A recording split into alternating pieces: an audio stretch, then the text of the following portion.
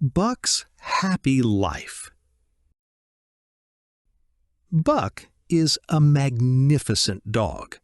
He is very big and very smart. His father was a huge Saint Bernard, and his mother was a clever Scotch Shepherd dog. Buck has thick fur and strong legs. He is not like other dogs. He is the king of Judge Miller's place.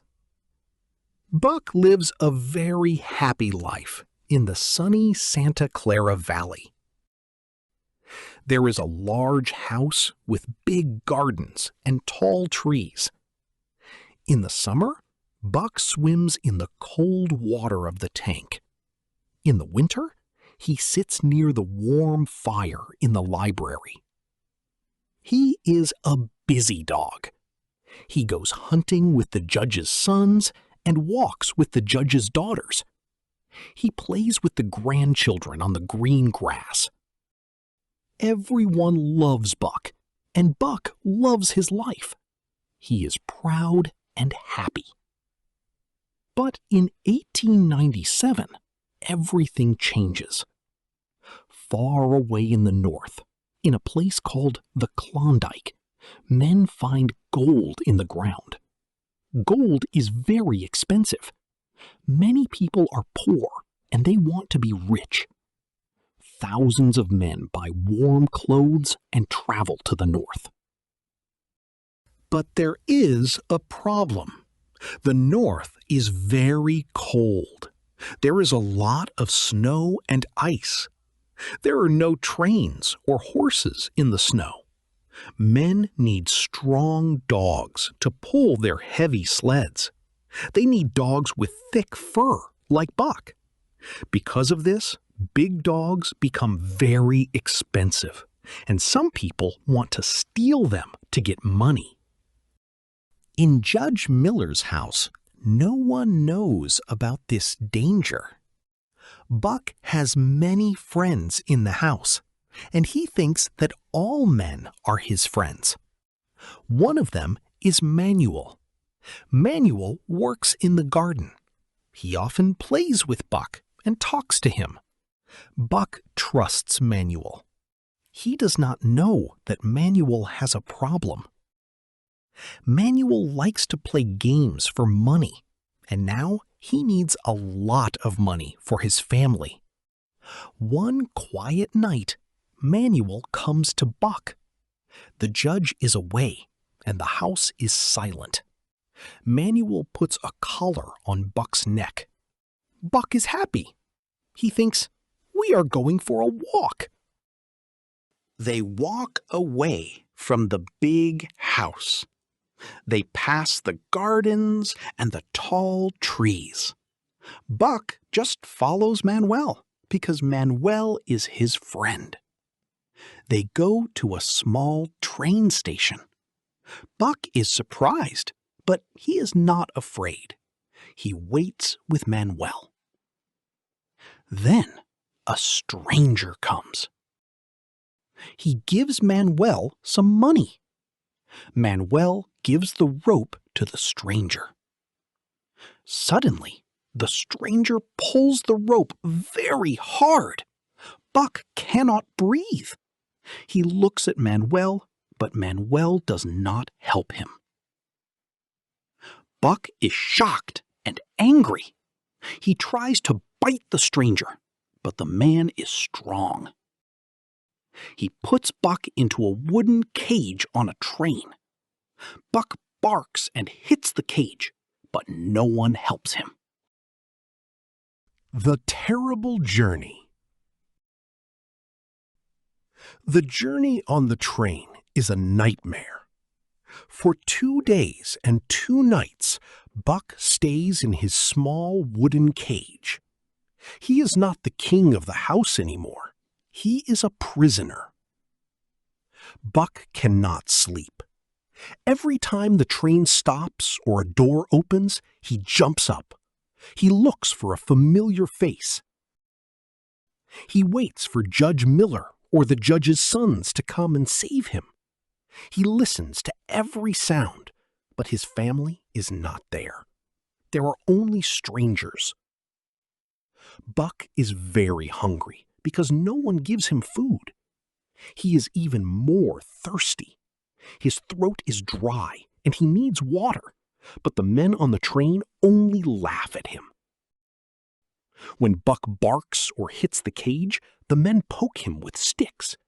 They tease him and make him feel like a monster. Because of the pain and the hunger, Buck changes.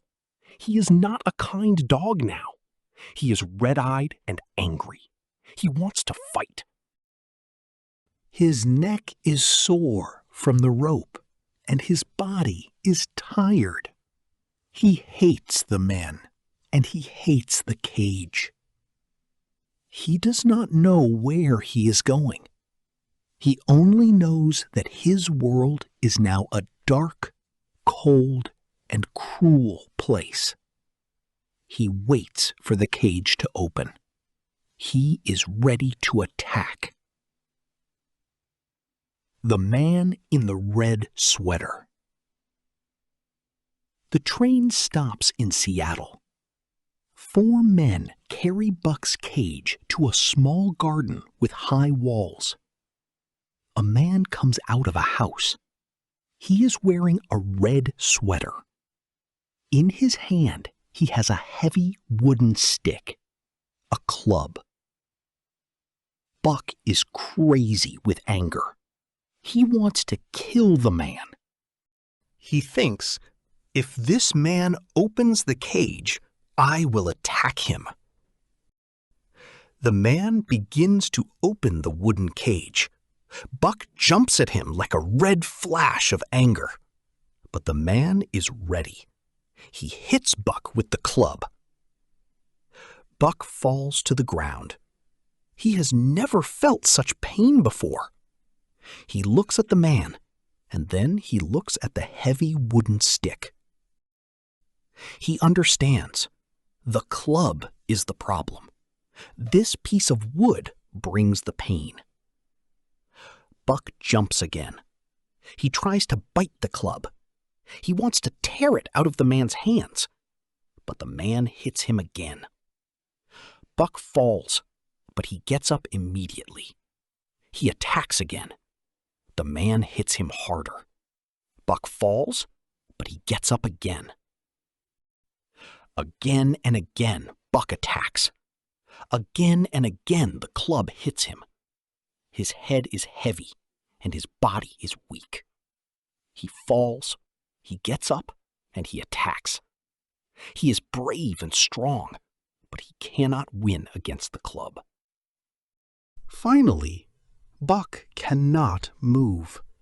His fur is red with blood.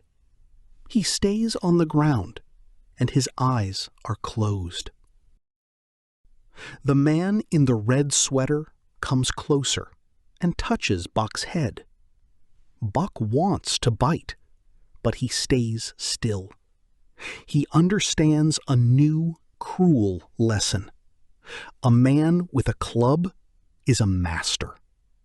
To stay alive, you must obey. The man brings a bowl of water and some meat.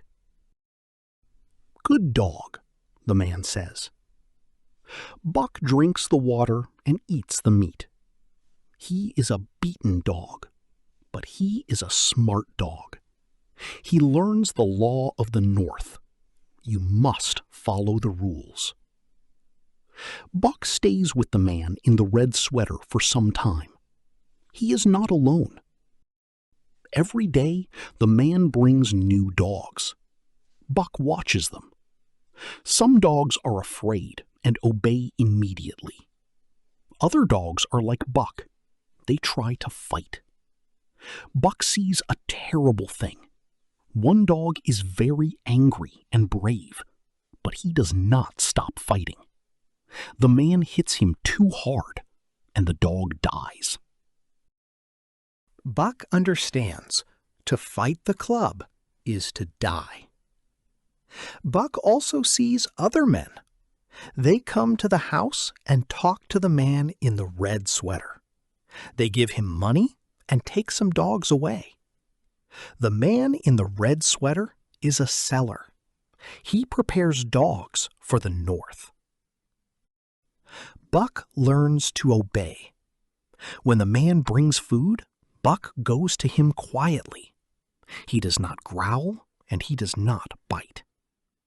But Buck is different from the other dogs. Some dogs wag their tails and try to be friends with the man. Not Buck. Buck obeys the man in the red sweater, but his heart is cold. He does not act like a typical dog. When the man comes, Buck does not wag his tail. He does not run to the man or bark happily. He stays in his cage and watches every movement. Now, Buck is very quiet. He waits for his food and eats it calmly. He is not a pet anymore. His natural instincts are awake and very sharp.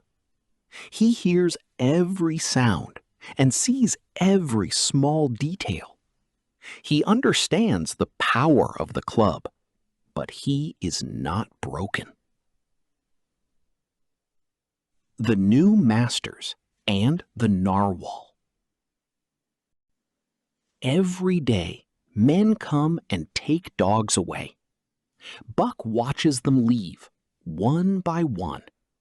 Finally, it is his turn. A man called Perrault buys Buck.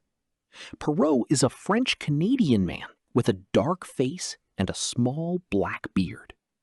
He looks at Buck's strong legs and thick fur. He smiles and says, "Sacre bleu! This is a magnificent dog." The man in the red sweater knows that Perrault and Francois work for the Canadian government. He knows they have money and they need the best dogs for the official mail. "This dog is $300, the man in the red sweater says. He is very strong." Perrault does not argue. He does not try to pay less. He knows that in the North, a good dog is more important than money. $300 is a fair price for a dog like this, Perrault answers. He pays the money immediately. The man in the red sweater is happy.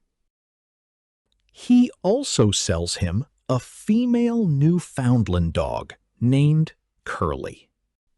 Curly is very different from Buck. She is gentle, calm, and very friendly. Perrault is a serious man. He is not cruel like the man in the red sweater. He is a good master because he likes strong dogs. Perrault is very happy with Buck and Curly. He needs a great team because the mail must be fast. In the North, there are no roads or trains. There is only ice, big mountains, and the power of the dogs.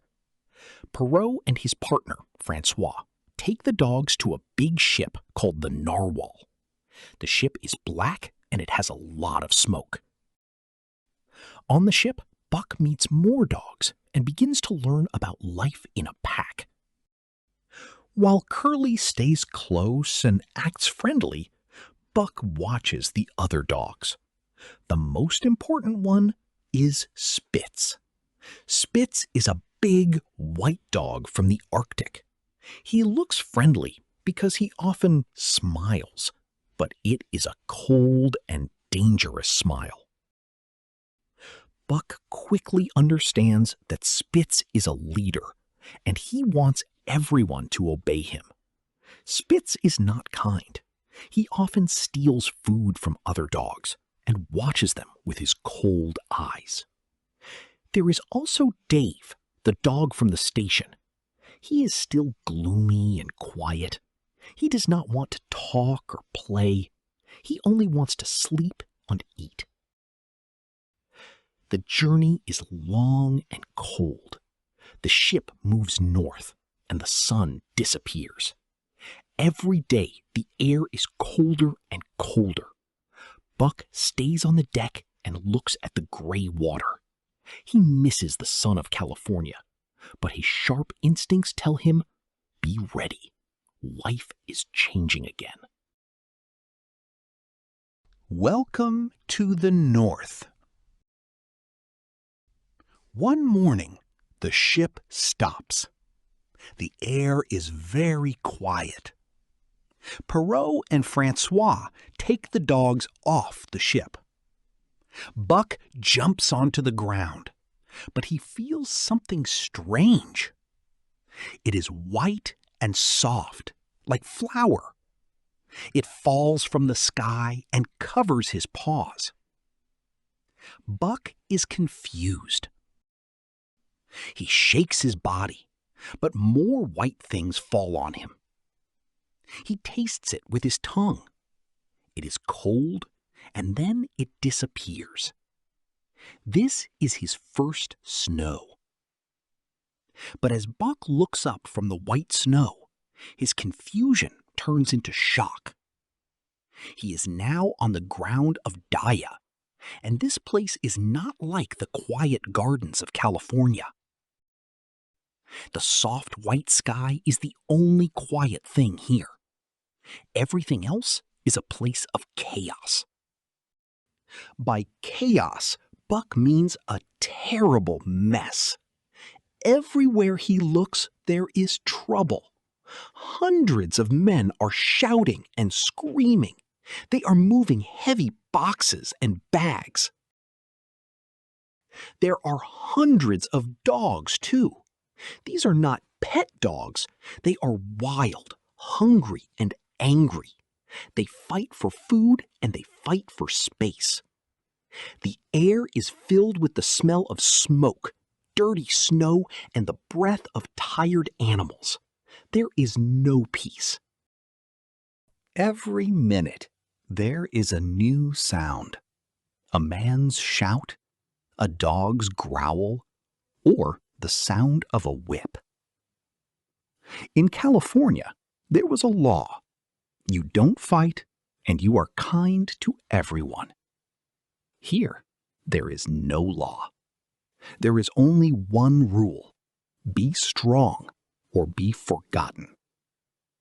Buck feels his heart beating fast. He understands that his old life is gone. The death of kindness.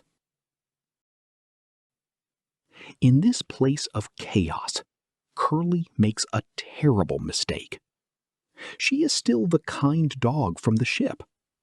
She sees a husky dog, a dog that looks like a gray wolf. Curly wants to be friendly. She walks to him, wags her tail, and tries to say hello in her dog way.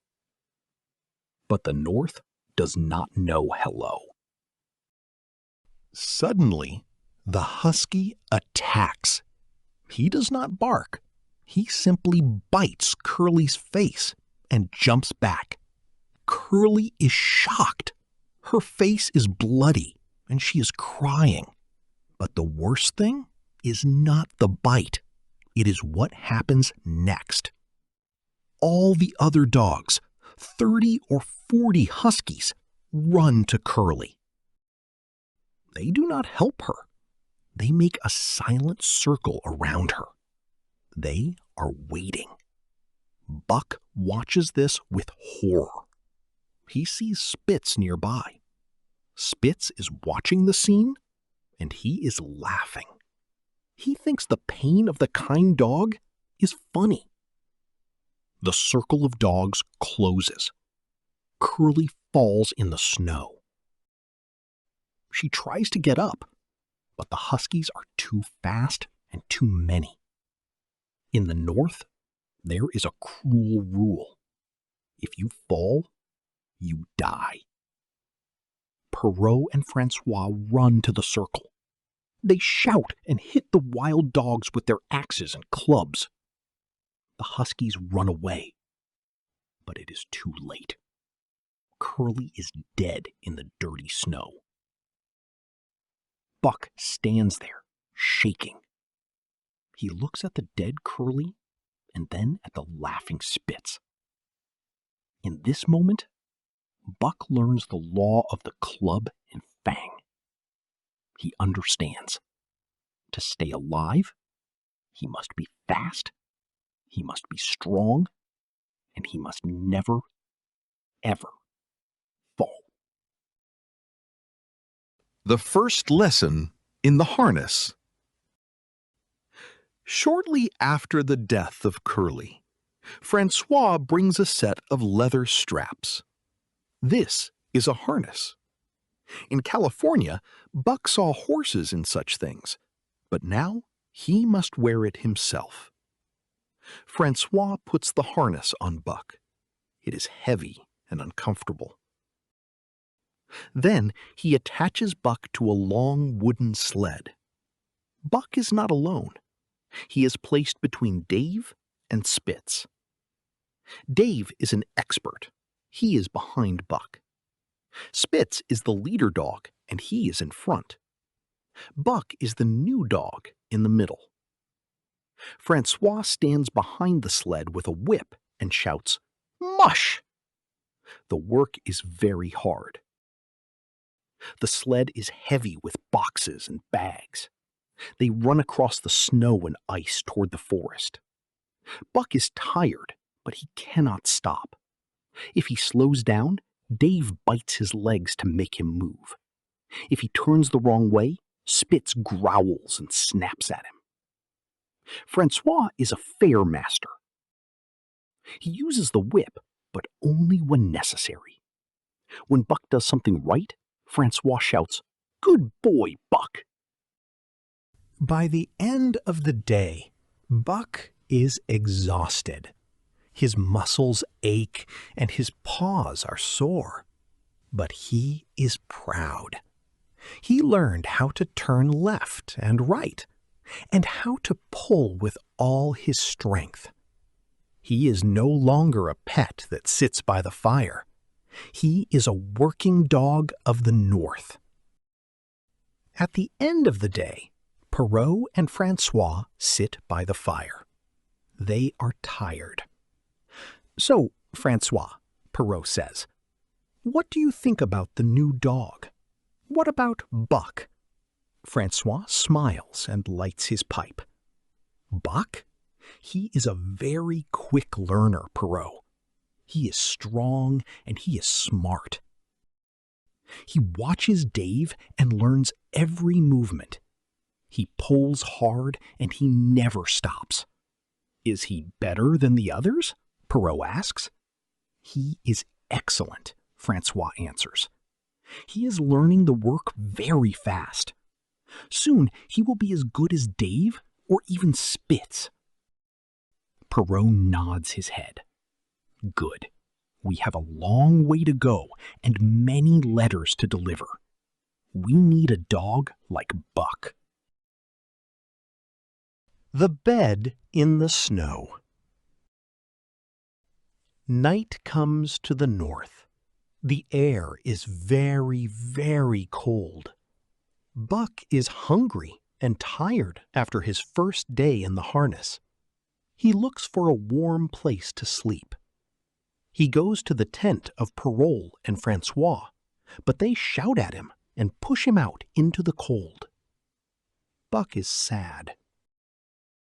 He walks around the camp, but there is only ice and freezing wind. He looks for his friends, but he cannot see them. Where is Dave? Where is Spitz? The camp is empty. Am I alone? Buck thinks. He feels very cold and afraid. Suddenly, the snow under Buck's feet moves. Buck jumps back. He is ready to fight. But it is not an enemy. It is Dave. Dave is not in a house or a tent. He is under the snow. He made a hole, and the snow stays warm around his body, like a blanket. Buck understands. He uses his paws and starts to dig a hole. He makes a small, round space and crawls inside. He curls his body into a ball and closes his eyes. Outside, the wind is loud and cold, but inside the snow, it is quiet and warm. Buck feels very happy. He is safe. He sleeps a deep and good sleep. In the morning, when the sun comes up, he is a different dog. He knows another secret of the North. The snow is not just cold. The snow is also a bed. 2 new dogs. One day, Perrault returns to the camp with 2 more dogs. They are brothers, and they are huskies. Their names are Billy and Joe. Buck watches them carefully. Billy is a very good dog. He is friendly and kind. When he looks at Buck, he wags his tail. He wants to be a part of the team. But Joe is different. Joe is always angry and sour. He growls at everyone and has a mean face. Spitz, the leader, wants to show his power. He attacks Billy first. Billy is afraid. He does not fight back. He cries and tries to run away. But then Spitz turns to Joe. This is a mistake. Joe is not like his brother. When Spitz tries to bite him, Joe does not run. He shows his sharp teeth and growls a terrible growl. He is ready to fight to the end. Spitz is surprised by Joe. He is smart, so he stops. He does not want a big fight with a dangerous dog today.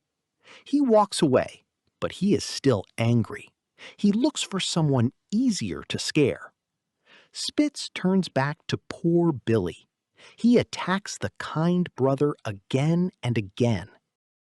Billy cries and tries to be friendly, but Spitz does not stop. He bites Billy's ears and chases him around the camp. Finally, Billy is trapped in a corner of the ice. He has no place to run. He just lies down and cries. Spitz stands over him and growls. He is happy now. He wants everyone to see he is the boss and he is cruel to the weak. Buck watches this and feels a new emotion. He hates Spitz. He understands that in this team, you must be a fighter like Joe or a victim like Billy. Now the team is bigger. There is Buck, the hard worker, Dave, the quiet teacher, Spitz, the cruel leader, Billy, the kind brother, and Joe, the angry fighter. They are all different, but they have one job. They must pull the mail across the ice together. The One-Eyed Dog. By the evening, Perrault returns with one more dog. This is an old husky. He is thin and his fur is gray, but his body is strong like iron. His name is Solex, which means the angry one. Solex has a strange face. He has a long, old scar across one side, and he has only one eye. Like Dave, Solex does not want to play. He only wants to be left alone. Buck makes a small mistake.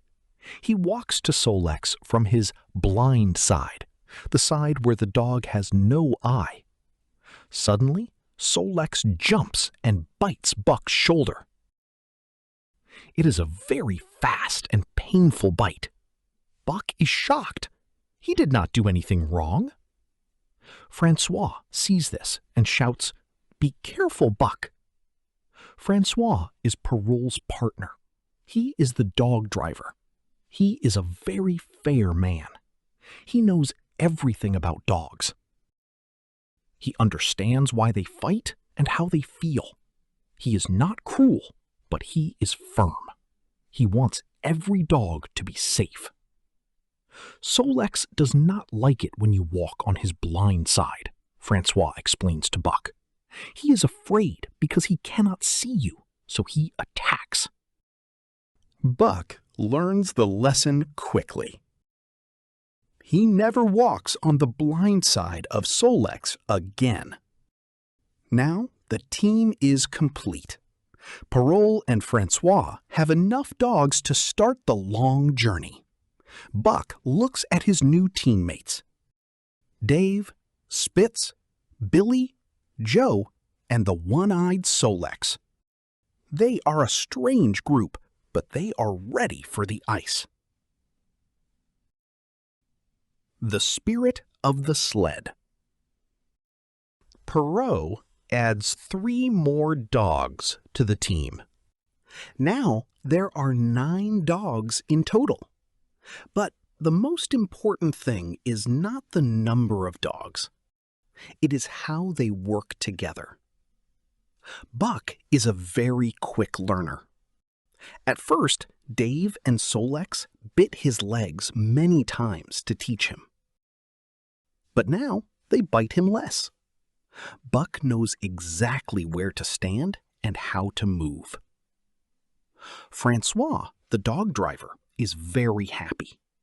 He uses his whip less and less because Buck is doing a great job. Buck notices something strange about Dave and Solex. In the camp, they are quiet and tired. They want to be alone. But when Francois puts the harness on them, they change. Their eyes become bright. They are not tired anymore. They are active, strong, and very fast. For Dave and Solex, pulling the sled is their true nature. They love the work. They are proud to be sled dogs. They forget about pain and age when they run across the white snow. Buck feels this spirit too.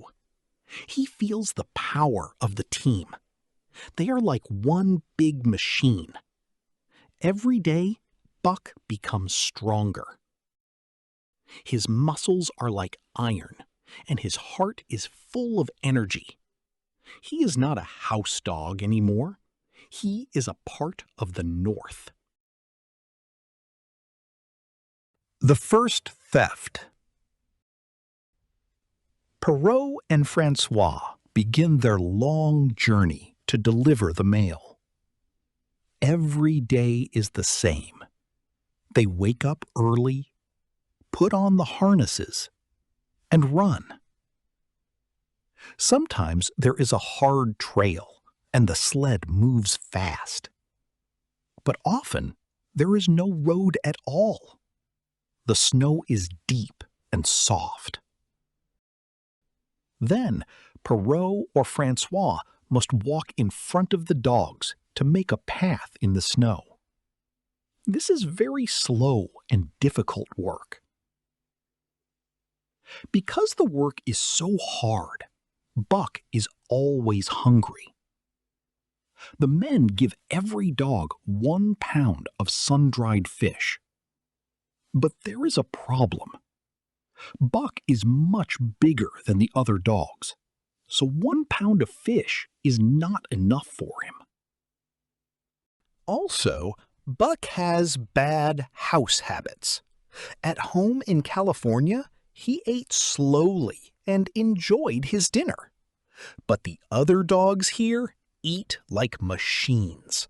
They swallow their food in 1 second. If Buck is slow, the other dogs finish their fish and then steal his food. Buck is too hungry to be a gentleman anymore. One evening, Buck sees Pike, one of the new dogs. Pike is a clever thief. When Francois is not looking, Pike secretly steals a big piece of bacon from the camp. Buck is shocked. In California, stealing was a sin. But here, the law of the North is different. The next day, Buck decides to try. He waits for the right moment. When the masters are busy, Buck quickly steals a piece of meat. He does not eat it slowly. He swallows it fast, just like the others.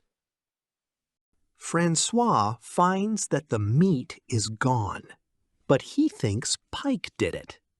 He punishes Pike, not Buck. Buck feels no sorry.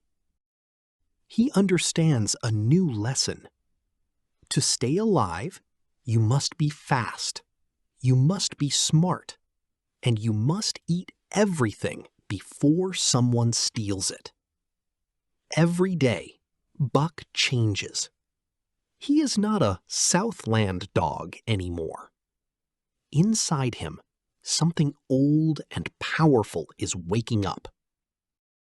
These are his instincts, the knowledge of his ancestors from a long, long time ago.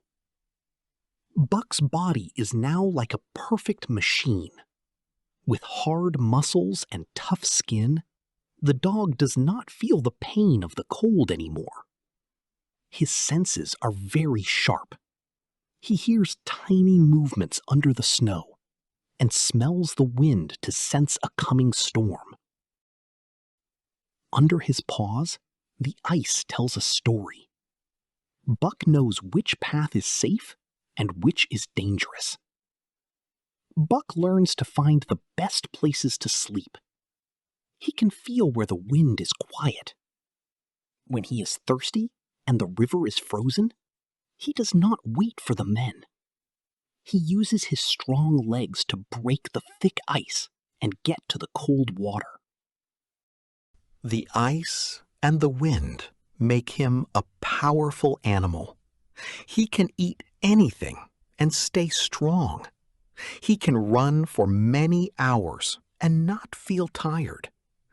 But the most important change is in his mind. He is becoming a wild animal again. Buck is becoming the master of his life. He is smart, he is fast, and he is very dangerous. The wild attack. One night, the team stops to rest near a river. The dogs are tired, and the men are cooking dinner. Suddenly, the camp is full of shadows. It is not the wind, and it is not the snow. A huge pack of wild dogs runs out from the forest. There are so many of them. They are everywhere. These dogs are not like Buck or Dave. They are thin, like skeletons, with wild, hungry eyes. They smell the food, and they are crazy. The attack is fast and terrible. The wild dogs scream and show their teeth. They do not fight like gentlemen. They fight like starving animals. They steal the food and attack the sled dogs.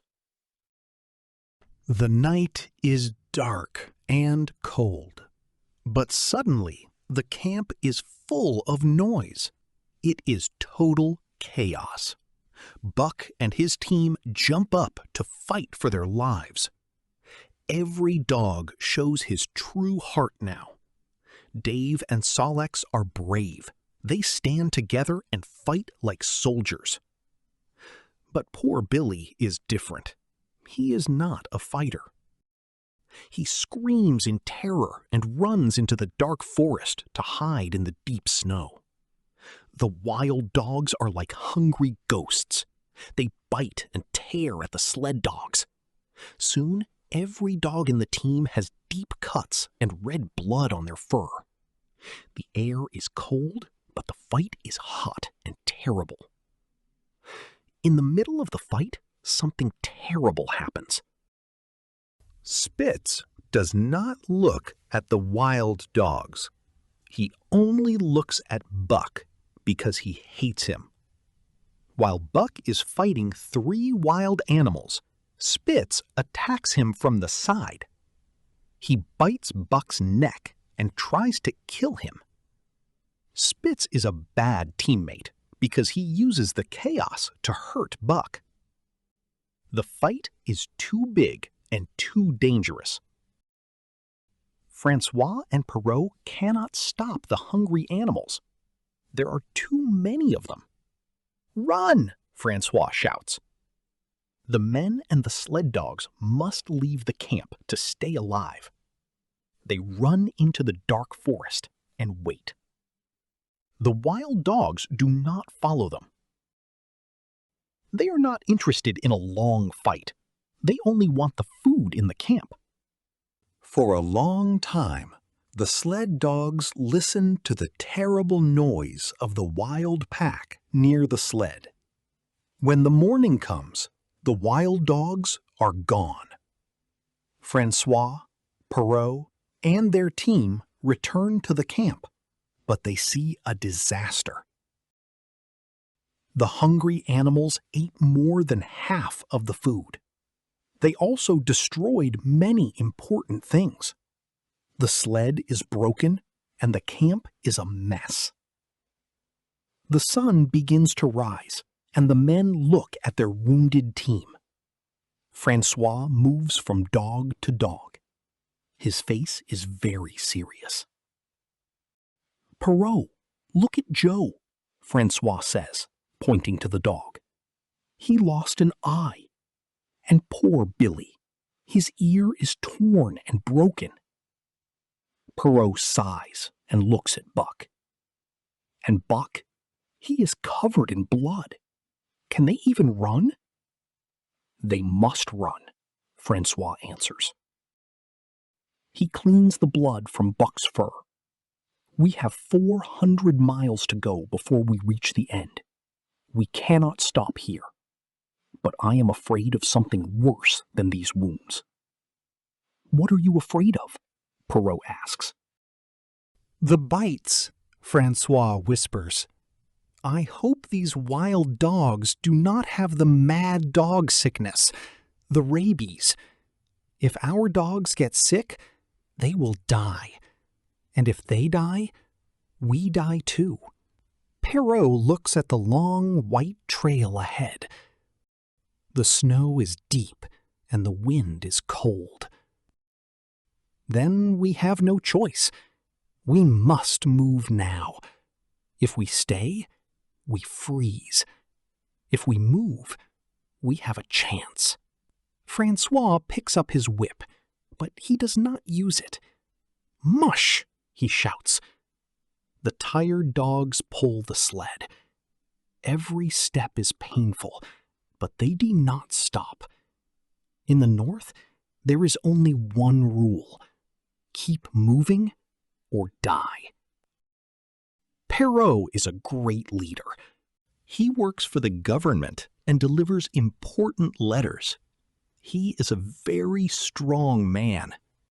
His body is like iron, and his heart is brave.